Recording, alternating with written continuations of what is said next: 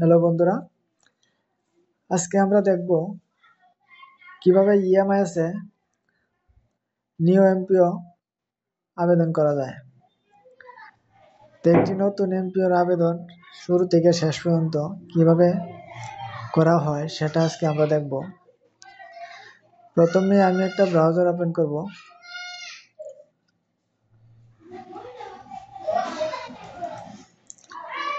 Mozilla Firefox browser open করলাম।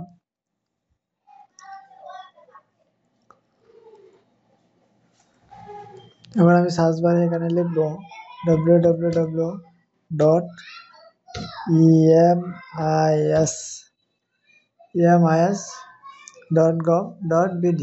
এখানে আমি ক্লিক করলাম। এখন এখানে আছে লগইনে ক্লিক করব।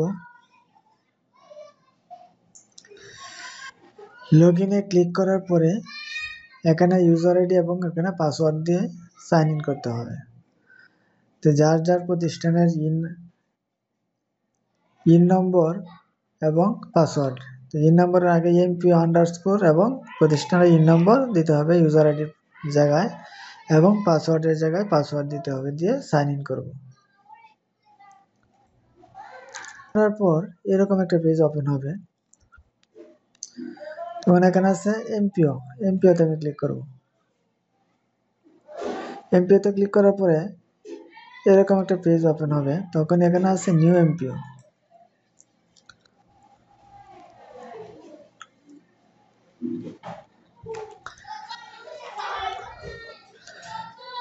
এখানে সার্চ করতে হবে। এরকম একটা পেজ আসলে এখানে সার্চ করতে হবে, এবং প্রথম ধাপ, দ্বিতীয় ধাপ, তৃতীয় ধাপ, চতুর্থ ধাপ, পঞ্চম ধাপ, ষষ্ঠ ধাপ, প্রতিটা ধাপই আমাকে স্টেপ বাই স্টেপ পূরণ করে যেতে হবে। তাহলে প্রথম ধাপ এখানে শিক্ষক কর্মচারী সার্চ করতে হবে। তবে তোমাদেরকে আমি বলিনি, নিউ এমপিওর ক্ষেত্রে প্রথমে একটা রেজিস্ট্রেশন করতে হয়। ইএমআইএস এর সফটওয়্যারে গিয়ে একটা রেজিস্ট্রেশন করতে হবে। তো রেজিস্ট্রেশন প্রক্রিয়াটা যদি কেউ না করতে পারে, তাহলে আমার চ্যানেলে কিভাবে রেজিস্ট্রেশন করতে হয় সেটার ভিডিও দেওয়া আছে। ভালোভাবে ভিডিওটা দেখে তারপরে এখানে নিউ এমপিওর ক্ষেত্রে নিউ এমপিওর আবেদন করবে। তো এখানে সার্চ করলে এখানে শো করবে রেজিস্ট্রেশনটা কমপ্লিট হওয়ার পরে এইচআরএমে গিয়ে এটাকে প্রতিষ্ঠান প্রদানে অ্যাপ্রুভ দিবে। অ্যাপ্রুভ দেওয়ার পরে এই জায়গায় একটা লিঙ্ক থাকবে, নাম সহ একটা লিঙ্ক থাকবে। এই লিঙ্কে এখানে ক্লিক করলে অটোমেটিক সব তথ্য এসে পড়বে। এখানে যা যা আছে সব তথ্য এসে পড়বে, শুধু আসবে না পিতার নাম বাংলায়, মাতার নাম বাংলায়। এখানে পিতার নাম বাংলায় লিখতে হবে, মাতার নাম বাংলায় লিখতে হবে। প্রথম পেজের কাজ এই পর্যন্তই। এখানে সার্চ করলে শিক্ষক কর্মচারীর নাম আসবে এখানে, এবং এই জায়গায় আবেদনকারীর নাম ইংরেজিতে, পিতার নাম, মাতার নাম যা যা আছে সম্পূর্ণ ডিটেলস এসে পড়বে। এবং পিতার নাম বাংলায়, মাতার নাম বাংলায় এখানে লিখতে হবে। লেখার অপশন দুইটাই। প্রথম ধাপ কমপ্লিট হওয়ার পরে আমি সেভ এজ ড্রাফটে ক্লিক করব। সেভ এজ ড্রাফটে ক্লিক করলে আমার পেজটা সেভ হবে, এবং পরবর্তীতে সেই ফাইলটা আমার থাকবে এখানে ইনবক্স থেকে আমার ফাইলটা ওপেন করে আবার 2 নম্বর ধাপে যেতে হবে। 2 নম্বর ধাপে গিয়ে কাজ করতে হবে। আমি প্রথমে চলে গেলাম 2 নম্বর ধাপে। 2 নম্বর ধাপে এখানে আছে এনটিআরসি উত্তীর্ণ, হ্যাঁ বা না। যদি হ্যাঁ হয় হ্যাঁ, যদি না হয় না।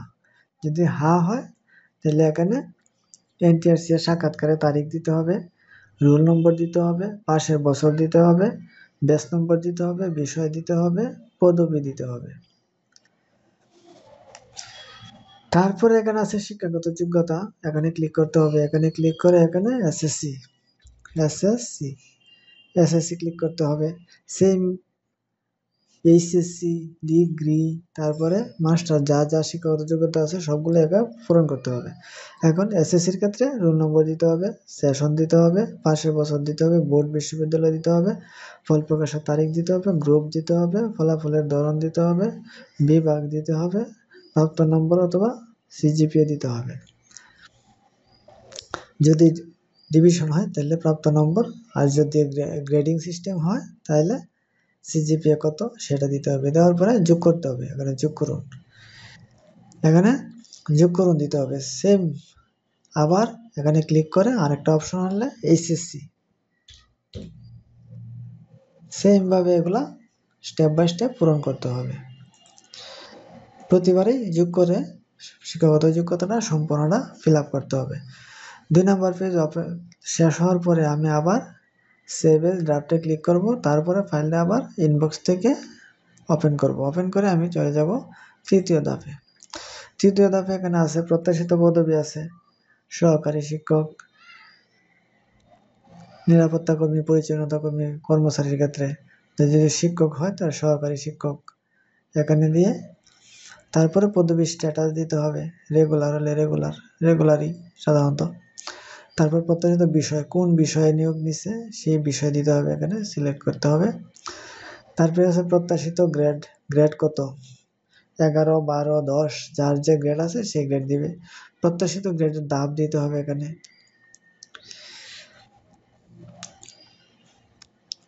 পদবি বিষয় এটা অটোমেটিক আসবে, এখানে দিতে হবে ব্যাংক অ্যাকাউন্ট নম্বর, শাখা অটোমেটিক আসবে, যোগদানের তারিখ অটোমেটিক আসবে। শুধু ব্যাংক অ্যাকাউন্ট নম্বরটা এখানে লিখে দিতে হবে সুন্দরভাবে, bank account, online bank account. তারপরে এখানে আছে যে বিএসএমসি মানে কমিটি, অ্যাডক কমিটি হলে অ্যাডক কমিটি, রেগুলার হলে রেগুলার এখানে দিতে হবে। সেম এখানেও সেটাই, এবং কমিটির শুরুর তারিখ এবং শেষের তারিখ সেম, এখানেও শুরুর তারিখ শেষের তারিখ। তারপরে আছে নিয়োগ পরীক্ষার তারিখ, এখানে দিতে হবে। আবেদনকারীর সংখ্যা দিতে হবে, নিয়োগের তারিখ দিতে হবে, প্রতিষ্ঠানের সর্বশেষ স্বীকৃতি তারিখটা দিতে হবে। তৃতীয় ধাপ শেষ হওয়ার পর আবার সেভ এজ ড্রাফটে ক্লিক করব, ফাইলটা ওপেন হবে, সেভ হবে, আবার ইনবক্স থেকে ফাইলটা ওপেন করতে হবে। ওপেন করার পরে আমি চলে যাব চতুর্থ ধাপে। চতুর্থ ধাপে এখানে আছে মহিলা শতাংশ, বর্তমান মহিলা কোটা, বর্তমান এমপিও শিক্ষক। মহিলা শতাংশ সাধারণত 30 থাকে, মফস্বল এলাকার জন্য সেটা বাধ্যতামূলক নয়, 30। এবং বর্তমান এমপিও শিক্ষক কতজন আছে, উমেন টিচার এমপিভুক্ত কতজন আছে, এবং বর্তমানে কোটা কত পার্সেন্ট আছে এটা দিয়ে দিলে হয়। তারপর আছে বিজ্ঞপ্তি প্রকাশের তারিখ, যদি এনটিআরসি নিয়োগ হয় তাহলে একটা হবে, আর যদি কমিটি নিয়োগ হয় 2টা। তারপরে বিজ্ঞাপন, এখানে সংবাদপত্রের নাম সিলেক্ট করতে হবে, যে পত্রিকায় বিজ্ঞাপন দেওয়া হয়েছে সেই পত্রিকার নাম, সংবাদপত্রের ধরন দিতে হবে, ন্যাশনাল না লোকাল। তারপর সংবাদপত্রের নাম তো আসছে, তারপর প্রকাশের তারিখ, সংবাদ দেওয়া হইলো যে সংবাদ বিজ্ঞপ্তি প্রকাশের তারিখটা এখানে দিতে হবে, সেম যোগ করতে হবে। যদি কমিটি হয় সেম ভাবে আবার ওপেন করে আরেকটা পত্রিকার নাম দিতে হবে। এখানে আছে রেজুলেশন 1, 2, 3, 4, 5। যদি কমিটি নিয়োগ হয় তাহলে 5টা রেজুলেশন দিতে হয়, আর যদি এনটিআরসি নিয়োগ হয় তাহলে 3টা রেজুলেশন দিলেই চলে। একটা হইলো চাহিদা রেজুলেশন, যেটা food vacant and publishing advertisement, আর একটা হলো নিয়োগ অ্যাপয়েন্টমেন্ট অ্যাপ্রুভাল রেজুলেশন মানে নিয়োগ অনুমোদন রেজুলেশন, আর একটা জয়েনিং অ্যাপ্রুভাল রেজুলেশন মানে যোগদান অনুমোদন রেজুলেশন। 3টা রেজুলেশন দিলেই চলে, এবং সেম সেটা ওপেন করে রেজুলেশনের তারিখ দিতে হবে, মিটিং নম্বর দিতে হবে, মিটিং বিবরণ সংক্ষিপ্তভাবে লিখে দিতে হবে। সেম অ্যাপয়েন্টমেন্টের ক্ষেত্রেও রেজুলেশনের ডেট দিতে হবে, মিটিং নম্বর দিতে হবে, মিটিং বিবরণ দিতে হবে। জয়েনিংয়ের ক্ষেত্রেও ওপেন করে রেজুলেশনের তারিখ দিতে হবে, মিটিং নম্বর দিতে হবে, মিটিং বিবরণ দিতে হবে। তারপর আছে প্রতিনিধি তথ্য, যদি এনটিআরসি নিয়োগ হয় প্রতিনিধির প্রয়োজন নেই, আর যদি এনটিআরসি নিয়োগ না হয় কমিটি নিয়োগ হয় তাহলে প্রতিনিধির প্রকার দিতে হবে, representative of DG, representative of national university. DG যদি হয় ডিজি দিয়ে তার নাম ও পদবি দিতে হবে, আইডি এবং ফোন নম্বর দিতে হবে, প্রতিষ্ঠানের নাম দিতে হবে, মন্তব্য একটা সংক্ষিপ্ত দিলেও চলবে, না দিলেও চলবে। তারপরে যোগ করুন ক্লিক করতে হবে। সেম চতুর্থ ধাপের কাজ শেষ। চতুর্থ ধাপের কাজ শেষ হলে আমি আবার সেভ এজ ড্রাফটে দিব, এবং ইনবক্স থেকে ফাইলটা ওপেন করব। ওপেন করে পঞ্চম ধাপে চলে যাব। পঞ্চম ধাপে আছে মেধা তালিকা, যদি কমিটি নিয়োগ হয় তো 4 জন 5 জন 7 জন, যতজন নিয়োগ পরীক্ষা দেয় সবারই এখানে তথ্য দিতে হয়। নাম ইংরেজিতে লিখতে হয়, এনটিআরসির ফলাফল, মেধাক্রম, এনটিআরসি উত্তীর্ণ বছর, মন্তব্য। সেম যোগ করুন, যোগ করে করে সবগুলোই দিতে হবে প্রার্থীর। আর যদি এনটিআরসি নিয়োগ হয় তাহলে একজনের নাম, শুধু নাম, এনটিআরসির ফলাফল, মেধাক্রম এবং এনটিআরসির উত্তীর্ণ বছর সেটা দিতে হবে। পঞ্চম দফের কাজ এ পর্যন্তই। তারপরে আমি সেমভাবে সেভ এজ ড্রাফটে ক্লিক করে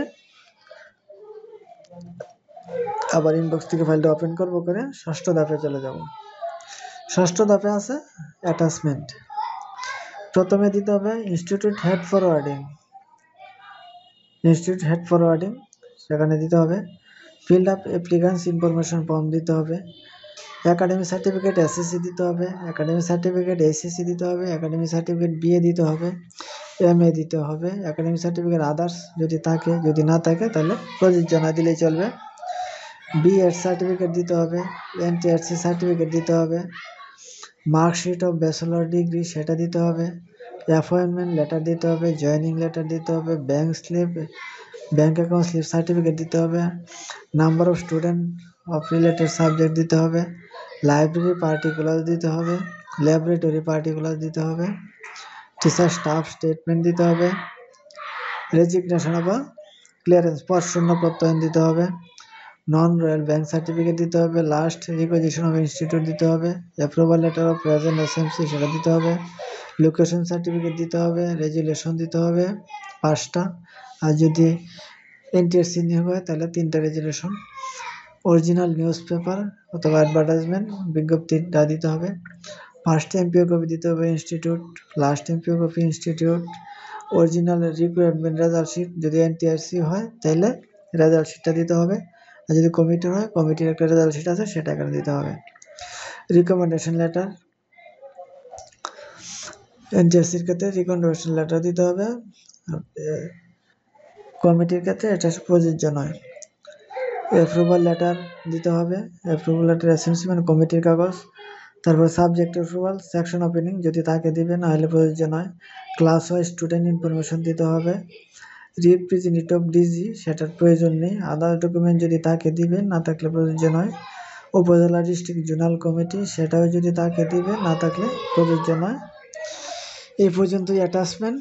সবগুলো অ্যাটাচমেন্টের কাজ শেষ হওয়ার পরে 1 নম্বর 2 নম্বর 3 নম্বর 4 নম্বর 5 নম্বর 6 নম্বর সবগুলো আমি ভালোভাবে দেখবো এবং এগুলা ডাউনলোড করে করে দেখব আমার কাজ সঠিক আছে কিনা। যদি সঠিক থাকে এখানে একটা মন্তব্য লিখতে হবে, এখানে একটা মন্তব্য লিখে সাবমিটে ক্লিক করতে হবে। সাবমিটে ক্লিক করার পরে ফাইলটা চলে যাবে উপজেলা এবং ফাইলটা তখন দেখা যাবে অ্যাপ্লিকেশন লিস্ট অ্যাচিভ এই অপশনে গিয়ে ফাইলটা দেখা যাবে, ফাইলটার অবস্থান দেখা যাবে। উপজেলা থেকে যাবে ডিএতে, ডিও থেকে ডিডি অফিসে, ডিডি থেকে ঢাকা আঞ্চলিক অফিসে।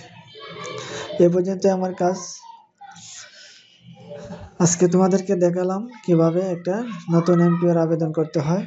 তারপরে যদি কারো কোনো সমস্যা হয় আমাকে ইনবক্সে অবশ্যই জানাবে, আমি সমাধান করার চেষ্টা করব। আমার চ্যানেলে নতুন হয়ে থাকলে চ্যানেলটা অবশ্যই সাবস্ক্রাইব করে রাখবে। আজকে এ পর্যন্তই। থ্যাংক ইউ, ধন্যবাদ।